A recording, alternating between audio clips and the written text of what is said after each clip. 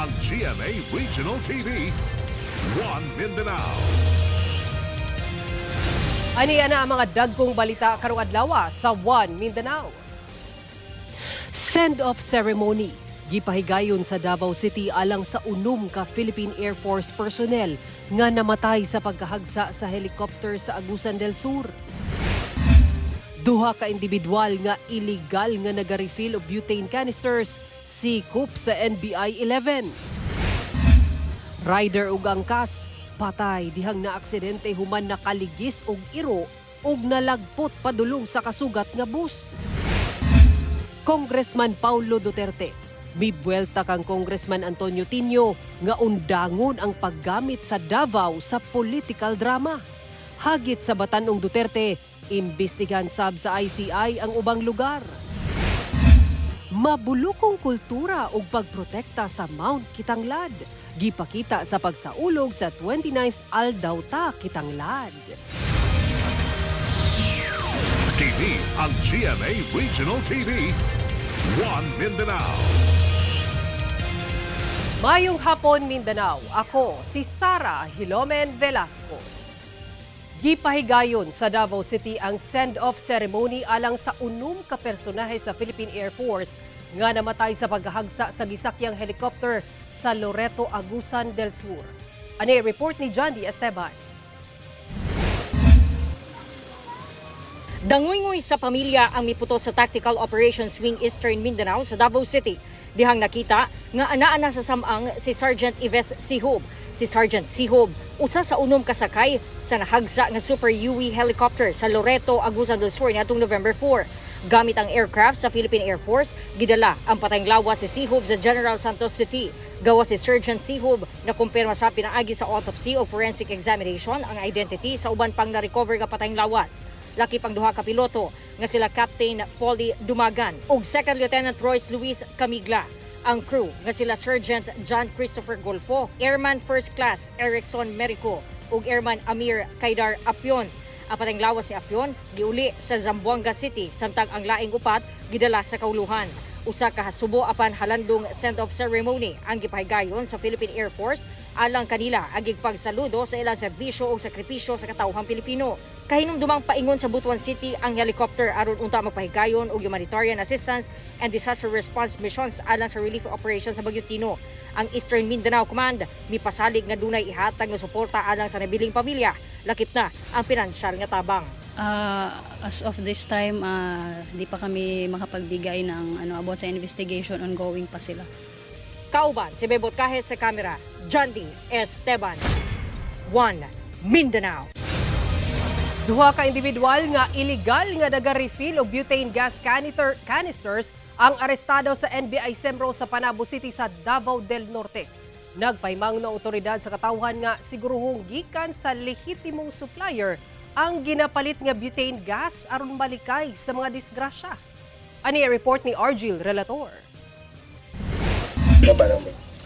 Hinuhuli kayo ng NBI Davao Regional Office dahil sa salang yung tinatawag na infringement. Positibong naabtan sa agents sa NBI Sembro kining mga trabahante sa usa ka abandonadong balay sa Barangay Gredo, Panabo City sa Davao del Norte, Miyerkules sa buntag.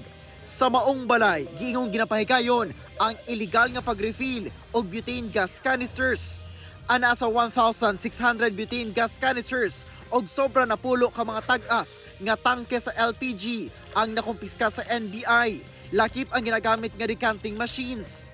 Kinihuman nakadawat og reklamo ang NBI gikan sa tag-iya sa usa ka brand sa butane gas nga ginagamit ang ilang canister sa illegal nga pag-refill og butane gas canisters.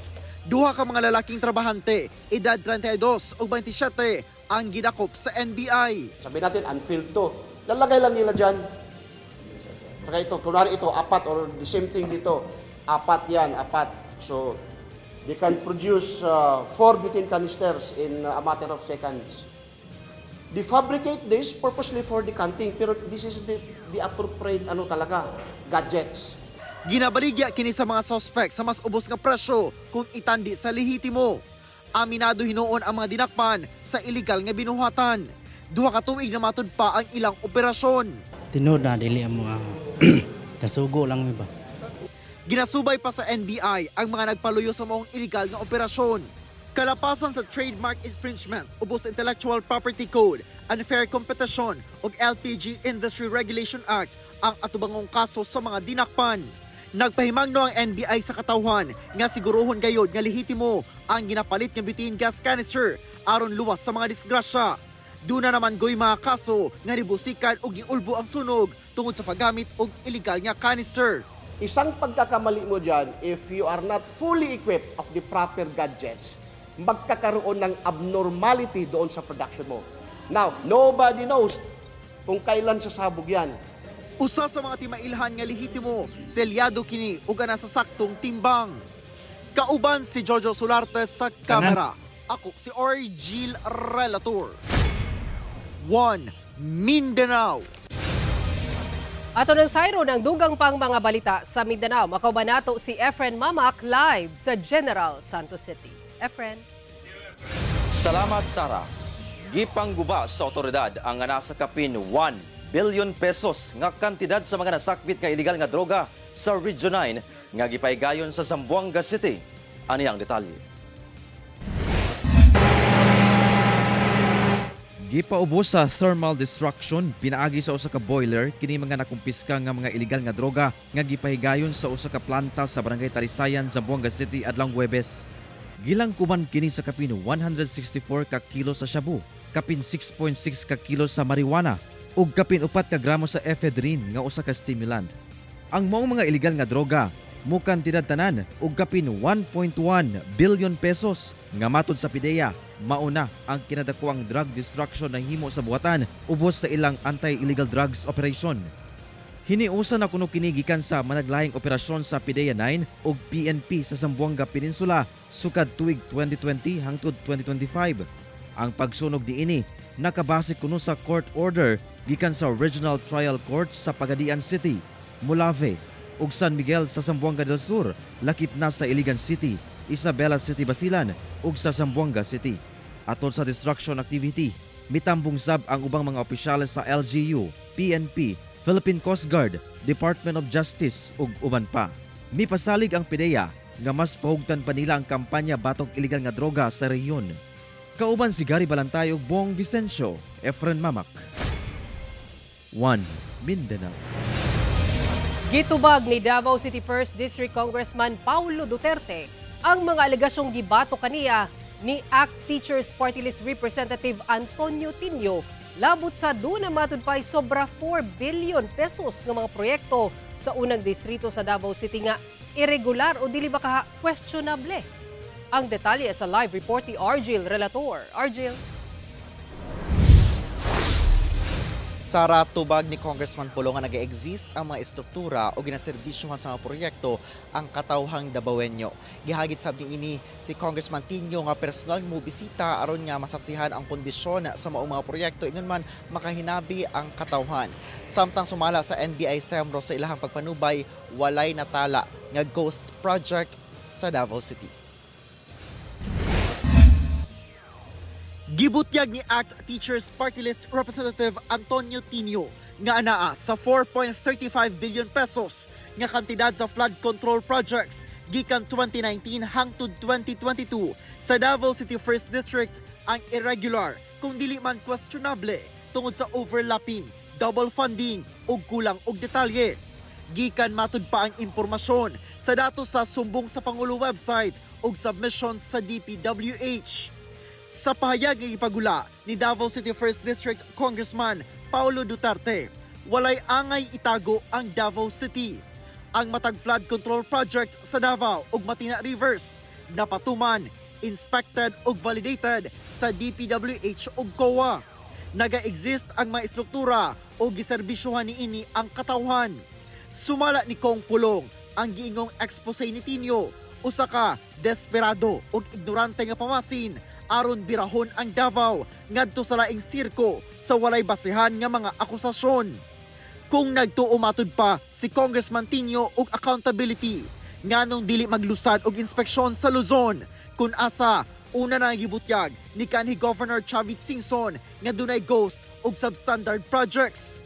Dugang ni Congressman Pulong, Kung wala matudpay misumbong sa ghost project sa anak sa Pangulo sa Ilocos, siya matud pa ang adto aron mag-inspect. Mensahe niya sa ICI, undangon ang magpaka-aron ingnon nga national audit ang ginapahigayon. Samtang nagsige og palupad og retired police, recycled appointees og dili engineers sa Davao aron lang magpahulagway sa napus ng mga proyekto. Kung gusto matud pa og kredibilidad, tinuod nga engineers ang ipadala og dili political operators. Dugang mensahe ni ini nga undangon ang paggamit sa Davao sa ilang political drama. Giimbitahan sab niya si Congressman Tinio nga mobisita sa Davao aron makita ang mga proyekto ug makahinabi ang mga residenteng nakabenepisyo. Adlaw Miyerkules, dihang naglusad og inspeksyon ang DPWH ug ICI, pinaagi sa Special Advisor nga si kanhi PNP Chief Rodolfo Azurin Jr. Uban ang gipulihan ni Azurin nga si kanhi ICI Special Advisor Mayor Benjamin Magalong. Sumala ni Azurin, miuban si Magalong, isip kabahin sa pag-turnover sa nasugdan matud pang imbestigahan nga proyekto ni Magalong. Apan makitang si Magalong ang nangunay sa gipahigayong inspeksyon sa Davao City. Sumala sab sa ICI, doon na sab sila nadawat nga mga reklamo, labi na sa flood control projects sa nagkadaiyang lugar sa nasod, lakip ang sa Ilocos. Ang focus natin during the past weeks na sinabi nga namin is on the flood control. But of course, we cannot also prevent other citizens from submitting mga ibang mga projects na they deem na dapat maimbestigahan din. Ang NBI Sembro na ang misulti nga sa ilang pagpanubay, walay ghost project sa Davao City. Magkakaroon kami ng matching documents from the DPWH and documents at hand ng mga contractors. Then from there, we will conclude our own view as to whether or not they really complied with what the law had mandated to them. In general, walang ghost project dito sa Davao City.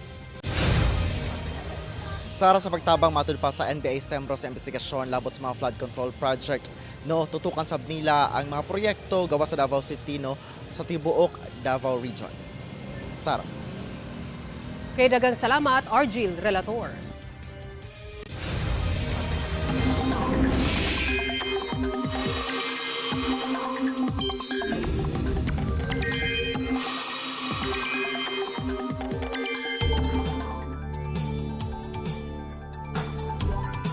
Nakagawas na sa Philippine Area of Responsibility o PAR ang bagyong Tino ug padayong nagapalayo sa nasod, pero usa ka bagyo pa ang dapat pangandaman. Ulahing nasiblatan ang bagyong Tino sa gilayong 355 kilometers northwest sa Pag-asa Island, Kalayaan, Palawan. Base sa 11 AM bulletin, gisaka gihapon ang signal number 1 sa Kalayaan Islands, pero posibleng iubos na kini sa mga mosunod nga oras samtang nagapalayo ang kanhi bagyong Tino. Sa latest track sa Pag-asa, posibleng musulod ang bagyong dunay international name nga Fung Wong ugma sa gabi o Sabado sa kadlawon ug tawagon sa local name nga Uwan. Sumala sa Pag-asa, nagpabilin ang tsansa nining mahimong super typhoon. Moduol kini sa sidlakan sa Visayas ug Luzon hangtod sa posibleng landfall sa northern o central Luzon sa Lunes. Tungod sa trough sa kanhi bagyong Tino, amihan ug shear line, dunay tsansa sa ulan sa pipila ka bahin sa nasod. Sa Mindanao, base sa datos sa Metro Weather, posible ang ulan sa pipila ka bahin ug dunay lugar nga ulanon ug kusog busa mahimong alerto sa pagbaha o landslide, mga kapuso. TV ang GMA Regional TV, One Mindanao. Pasintabi mga kapuso, sanglit sensitibo ang musunod nga balita. Rider ug live-in partner niini nga iyang angkas patay human malatayan sa kasugat nga bus nga hinungdan sa ilang hinungdan sa ilang pagkatumba sa motor dihang nakaligis og iro sa hasaan ni Misamis Oriental. Ani report ni Cyril Chavez. Sa kuwang CCTV video sa National Highway sa Barangay Aplaya sa hasaan Misamis Oriental, kita ang usa ka iro nga mitabok sa dalan. Apan kalit nga mibalik among iro, hinungdan nga nabanggaan sa nagsing-abot nga motorsiklo. Natumba ang motor ug nalagpot padulong sa kasugat nga bus ang rider ug angkas niini nga nalatayan sa bus. Dead on the spot ang mga biktima nga mag-live-in partner o residente sa Hingoog City, Misamis Oriental. Sa investigasyon sa kapulisan, nahitabo ang aksidente pasado alas 10 sa buntag adlong Miyerkules. Padulong ang motor sa direksyon sa Butuan City, samtang ang bus padulong sab sa Cagayan de Oro City. Kung basihan nato no ang katong CCTV and of course kaning mga hulagway nga ato ang nakuha no sa insidente, maybe siguro ang ulo siguro no na mo'y naikusog nga impact. Human ang hitabo, gikustodiya sa hasaan pulis ang driver sa bus. Apan sa ulahing impormasyon, aduna na kuno panagsabot sa kabahin sa bus company ug kabanay sa mga biktima. Aduna nay mga move no ang both parties nga kaning mag-amicable settlement sila. But ato pa kanang gihulatan once nga mulaps ang kaning reglementary period. Kinasubay pasab sa PNP kung aduna bay tag-iya ang namatay nga iro. Sanglit iya kining responsibilidad nga di pasagda ng ilang binuhing hayop nga nahimong rason sa aksidente. Kining ato ang Animal Welfare Act no, ang kaning mga tag-iya sa mga iro dapat nakahipos kana sila. O adunay mag-atiman ana nila, di dapat unta na kana sila makita sa ato ang kadalanan. Kauban si Jaybert Pairat, Cyril Chavez, 1 Mindanao. Gisalmutan sa mga empleyado sa nagkadayang lokal nga kagamhanan sa Region 12 ang 4th nationwide simultaneous earthquake drill agig pagpangandam sa hulga sa kusog nga linog. Ano yang detalye?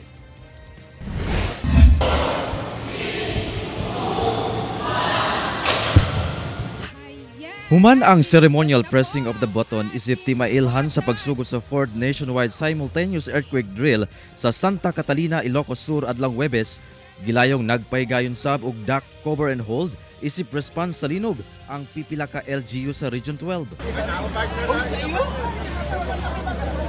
Gani kini ang gipatuman sa mga empleyado sa LGU sa Polomolok South, Cotabato nga gipangunahan sa MDRRMO ug Municipal Engineering Office. Gipakita sab sa drill ang pag-rescue sa mga responder sa pipila ka individual nga naangol kuno sa linog. Sa General Santos City, gilayon sab nagpahigayon og duck cover and hold ang mga empleyado sa nagkadayang departamento sa City Hall taod-taod. Dungan kining nang gawas padulong sa open ground. Kamatikdan sab ang ginahimong counting o pag-ihap sa mga kaubanan. Doon na say naka-standby nga mga ambulansya. Sumala sa CDRRMO, doon na kuno'y improvement ang pagpahigayon of drill sa LGU Jensen. They responded positively to the call for the simultaneous earthquake exercises. They executed as properly what is required, the drill. Matod sa Office of Civil Defense, ang nasinating linog sa milabayng bulan sa Oktubre sa Bogo City, Cebu, nga mikalas og kapin 70 ka kinabuhi o gikaangol sa kapin 500 ka individual. Lakip na sab sa nahitabong linog sa Manay, Davao Oriental, nga gikamatay sab sa 10 ka tawo o gikaangol sa kapin 100 ka individual. Usa kuno ka indikasyon nga angay na nga mangandam sa linog. Ang nangyari sa Cebu at Davao at ang banta ng malalakas na lindol sa iba pang bahagi ng bansa ay nagsisilbing babala at paalala sa atin na kinakailangan ang agarang pagkilos at patuloy na pagtutulungan. Kauban si Gary Balantayog, Bong Vicencio, Efren Mamak, 1 Mindanao. Aprobado na ni Pangulong Bongbong Marcos ang rekomendasyon sa NDRRMC nga magdeklara og state of national calamity. Kini human sa grabing kadaot dala sa bagyong Tino ug gipaabot nga pag-igo sa nasod sa bagyong tawagong bagyong Uwan. Kini human ang situation briefing nga gipangunahan ni Pangulong Bongbong Marcos kaganinang buntag.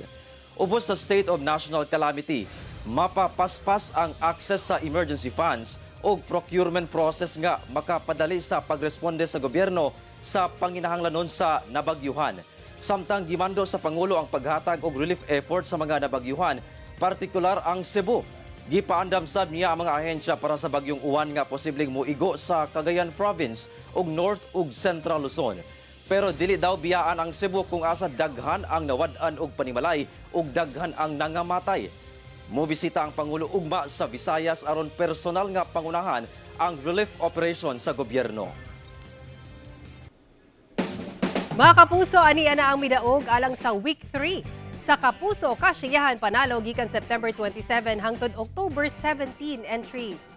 21 gihapon ka mapalad nga Dabawenyo ang midaugog tag 1,000 pesos nga cash nga anaa makita sa inyong TV screen.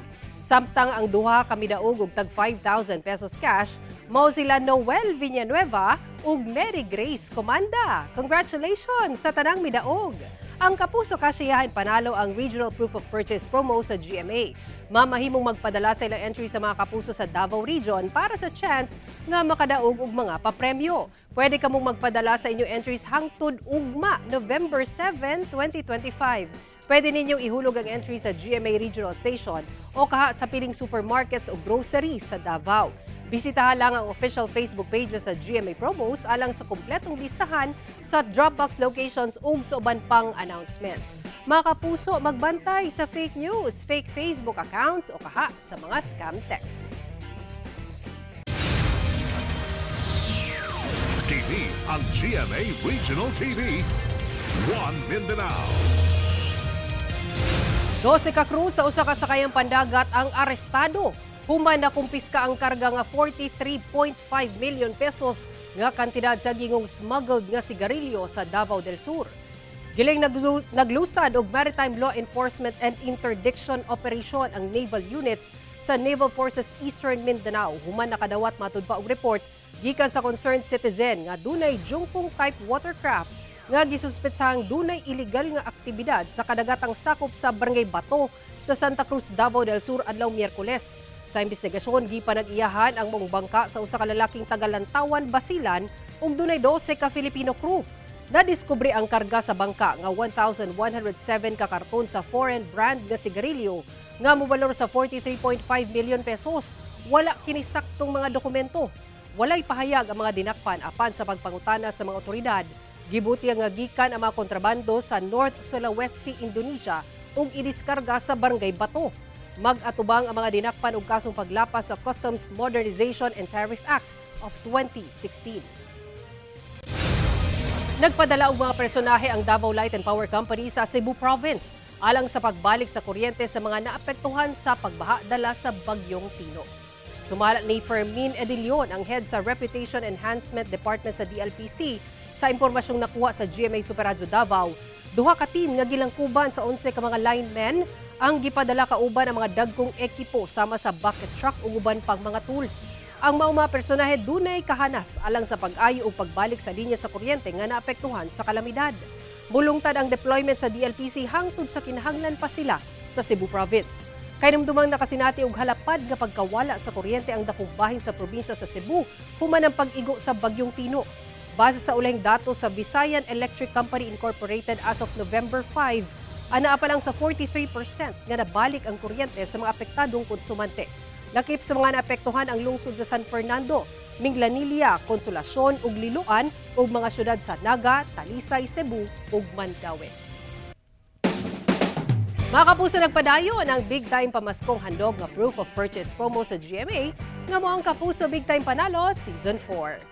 Over 7 million pesos ang ipanghatag, lakip na ang upat ka makadaog og tag 1 million pesos para sa lucky mamimili ug sari-sari store owner sa Grand Draw. At ang iyang swerteng makadaog og pangkabuhayan package worth 50,000 pesos gawas pa sa makadaog og 1,000 pesos daily ug 7,500 pesos weekly cash prizes. Ipadala lang inyong entries hangtod December 26, 2025. Ihulog kini sa GMA Regional TV and radio stations, participating Mercury Drug branches ug ubang outlets sa Pure Gold nationwide. Mga kapuso, magbantay sa fake news, fake Facebook accounts or scam text. Tutok lang sa GMA o mobisita sa official Facebook page sa GMA Promos para sa complete mechanics and announcements. Mga kapuso, 49 kaadlaw na lang una magpasko. Ug mo kato ang mga balita sa Mindanao karong adlaw. Mamahimo ninyo kining makita pag-usab pinaagi sa pagbisita sa official website sa GMA Regional TV o bisita ang among official YouTube channel ug i-click ang subscribe button para sa pinakaulahing balita. Daghang salamat sa atong mga kapuso sa Mindanao nga nagalantaw kanamog sa atong mga kapuso abroad. Padayon lang sa pagtutok sa mga lokal nga balita matag adlaw tungod sa GMA Regional TV. Local News Matters. Kami ang GMA Regional TV 1 Mindanao, tibok pwersa para sa mas dakumisyon ug mas halapad nga pagserbisyo sa nasud.